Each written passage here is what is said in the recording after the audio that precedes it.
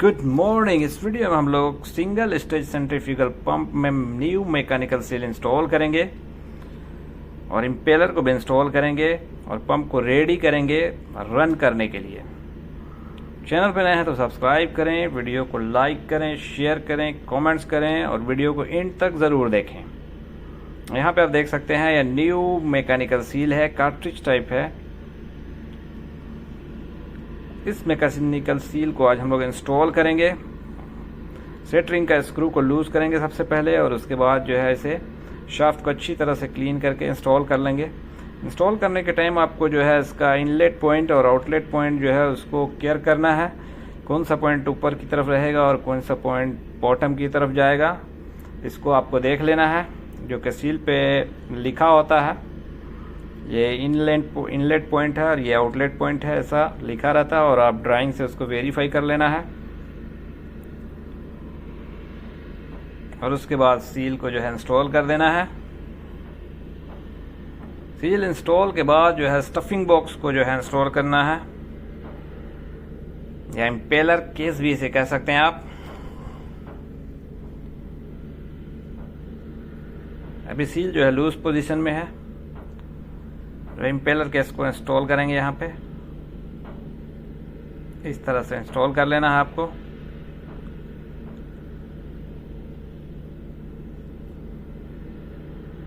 और impeller case का जो है वो बोल्ट को अच्छी तरह से टाइट कर लेना है। डायगोनली बोल्ट को टाइट करना है।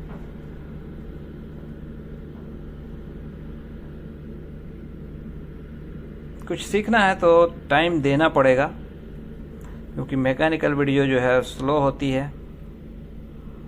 इसको आप ज़्यादा फास्ट नहीं कर सकते हैं। अगर फास्ट करेंगे तो बहुत सारे लोगों को समझ नहीं आएगा। तो यहाँ पे बोल्ट को डायगोनली अच्छी तरह से टाइट कर लेना है।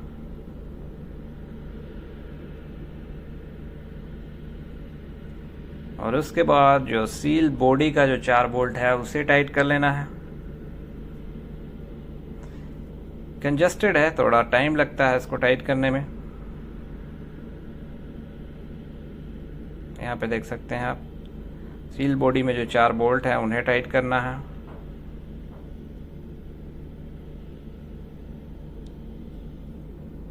और एक बार और क्रॉस जो है वेरिफिकेशन कर लेना है, वेरीफाई कर लेना है कि बोल्ट बराबर टाइट है या नहीं है।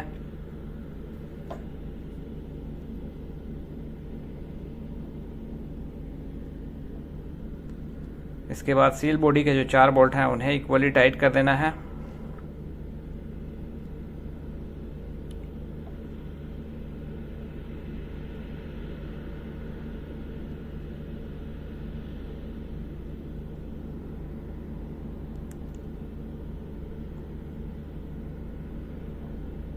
काफ़ी कंजस्टेड है यहाँ पे बोल्ट को टाइट करना, लेकिन फिर भी टाइट तो करना होगा।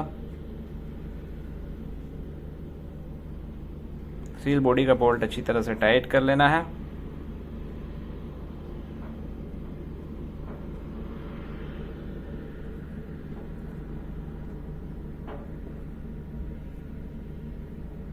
और इसके बाद जो है थ्रोट बुशिंग, ये थ्रोट बुशिंग है। इसके बाद शाफ्ट की को इंस्टॉल कर लेंगे और इसके बाद इम्पेलर को इंस्टॉल कर लेना है। और इसका लॉक नट,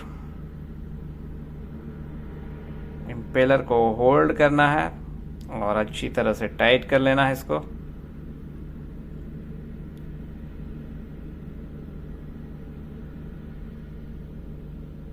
और इसके बाद कपलिंग हब इंस्टॉल कर लेना है। फेस बराबर रख के इसका भी जो है लाइन बोल्ट उसको लॉक कर देना है। और इसके साथ ही फाइनल जो है इसको टाइट कर लेना है आपको। कपलिंग हब लगाने के बाद इसको मैनुअली घुमा कर देख लेना है कि फ्री घूम रहा है या नहीं घूम रहा है। और उसके बाद इसे जो है पंप केसिंग में इंस्टॉल कर लेंगे। इंस्टॉल करने के बाद भी जो है आपको जो केसिंग बोल्ट है उसको डायगोनल टाइट करना है और बीच बीच में जो है आपको शाफ्ट को रोटेट करके देखते रहना है कहीं एक साइड जाम तो नहीं हो रहा है। इक्वली टाइट कर लेना है आपको बोल्ट को मिला मिला के, और शाफ्ट को इस तरह से रोटेट करके आपको देख लेना है।